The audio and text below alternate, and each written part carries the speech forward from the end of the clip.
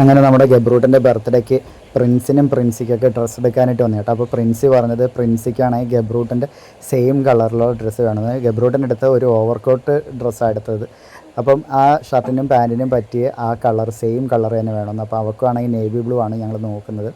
അപ്പം അവൾക്കാണെങ്കിൽ ഈ ഫ്രോക്കല്ലേ നമ്മളെപ്പോഴും എടുത്തു കൊടുക്കുന്നത്. അപ്പോൾ ഈ പ്രാവശ്യം അവൾക്ക് ഫ്രോക്ക് വേണ്ടെന്ന് പറഞ്ഞു, വേറെ എന്തെങ്കിലും മോഡൽ ഡ്രസ്സ്. അങ്ങനെ ഇവിടെ ഇരുന്നുകൊണ്ട് വല്യമ്മയും മോളും കൂടെ സെലക്ട് ചെയ്തതാണ്. ഈ ഓൺലൈനിലൊക്കെ നോക്കിയിട്ട് പലാസ പാൻറ്റും ടോപ്പും പിന്നെ ഓവർകോട്ടും വരുന്ന ടൈപ്പും പിന്നെ അതുപോലെ തന്നെ ക്രോപ്പ് ടോപ്പും പലാസ പാൻറ്റും ഷോളും വരുന്ന ടൈപ്പ്. അങ്ങനെ നോക്കിക്കൊണ്ടിരുന്ന സമയത്ത് എന്തായാലും ഒരു ഡ്രസ്സ് അങ്ങനെ വന്ന് ഇഷ്ടപ്പെട്ടു. അപ്പം വെച്ച് നോക്കിയപ്പോൾ മോളുടെ കറക്റ്റ് അളവും കാര്യങ്ങളൊക്കെ ഇച്ചിരി ഒരു ഉടുപ്പിന് വണ്ണമുണ്ട്, ഒന്ന് ഷേപ്പ് ചെയ്ത് കഴിഞ്ഞാൽ ശരിയാവും. അപ്പം 3 പേർക്കും ഒരേ കളറിൽ എടുക്കാൻ വേണ്ടിയിട്ടാണ് ഗബ്രൂട്ടനും പ്രിൻസിനും പ്രിൻസിക്കും.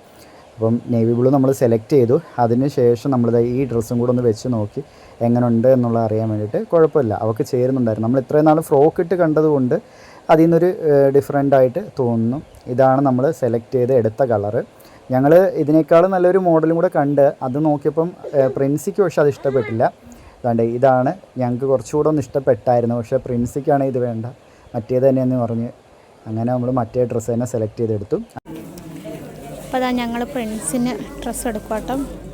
ഗബ്രൂട്ടൻ അല്ല പ്രിൻസി മോളുടെ എടുത്ത് നമ്മുടെ പ്രിൻസിന് എടുത്തുകൊണ്ടിരിക്കുക.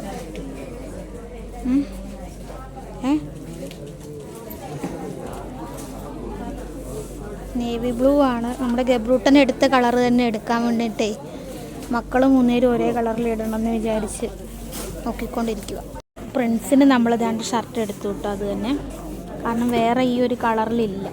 പിന്നെ ദാണ്ട് ഇച്ചായനുള്ള നോക്കിക്കൊണ്ടിരിക്കുക. അപ്പോൾ അതാ നമ്മളിത് പപ്പയ്ക്കും കൂടെ എടുക്കാൻ വേണ്ടിയിട്ട് ദാണ്ട് എടുത്ത് വെച്ചിട്ടുണ്ട്. നോക്കട്ടെ. അപ്പോൾ അത് എൻ്റെ അച്ഛൻ എടുത്തുകൊണ്ടിരിക്കുകയാണ് കേട്ടോ. പപ്പയ്ക്കുള്ളത് എടുത്തിട്ടുണ്ട്.